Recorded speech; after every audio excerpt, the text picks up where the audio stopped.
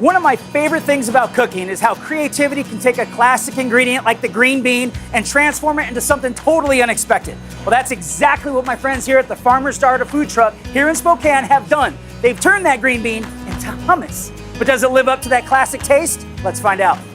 The Farmer's Daughter food truck takes farm fresh breakfast foods to the next level. Owner Jillian Gay is actually a daughter of a farmer, and her father's farm is the main source for the truck's all-natural meat and eggs. It's about as farm to truck as you can get.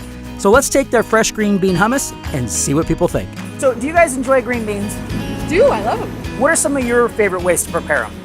I like to steam them. I saute them. Okay. A little bit of a basil. Nice. You know, canned green beans aren't the same, are they? No. Okay, so I like them fresh. There you go. Very cool. Well, I'm glad you said fresh. Have you ever had green beans mixed into a hummus before? Never. Well, I've got just the thing for you. Here's a little green bean hummus, a little creme fraiche, a little parsley, put on a toasted English muffin. So why don't you guys give that a try and tell me what you think? Let's see. You don't usually hear green bean hummus. No, you don't. That's what's so cool about it. Really nice combo.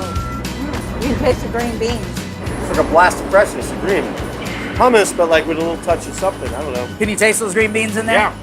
That's an hors d'oeuvre. I'd love something like that. By all means.